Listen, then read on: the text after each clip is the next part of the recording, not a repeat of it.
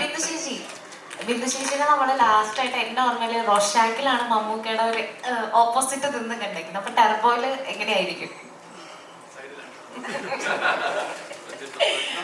സംസാരിക്കുന്നതിന് മുമ്പ് ഒരു സെക്കൻഡ്, ഞങ്ങൾ ഒരുപാട് കഷ്ടപ്പെട്ട ഒരു കാസ്റ്റിംഗ് ആയിരുന്നു കേട്ടോ.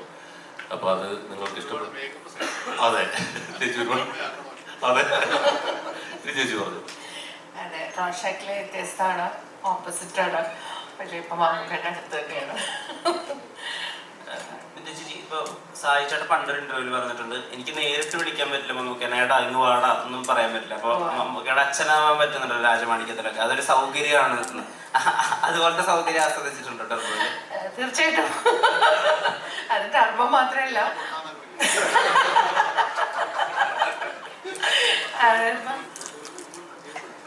അതെ അതെ, ബസ് കണ്ടക്ടർ എന്ന് പറഞ്ഞ മൂവിയിലാണ് ഞാൻ ആദ്യം മമ്മൂക്കയുടെ ഉമ്മയാണത്. ഇതെനിക്ക് സെക്കൻഡ് ടൈമാണ്. എനിക്ക് വളരെ സന്തോഷമാണ്. ഈ പറഞ്ഞതൊക്കെ ഞാനും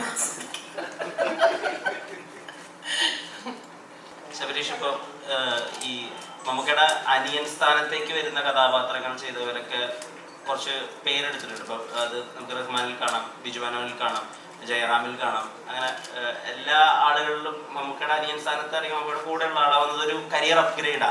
ഇപ്പൊ ടർബോ ആ വിധത്തിലൊരു അപ്ഗ്രേഡ് ആയിരിക്കും ആണെന്നല്ലേ പറഞ്ഞ. ഇപ്പൊ ആവട്ടെ, സന്തോഷമല്ലേ ഉള്ളൂ. അതായത് നമുക്ക് 23-ാം തീയതിക്ക് ശേഷം അറിയാം.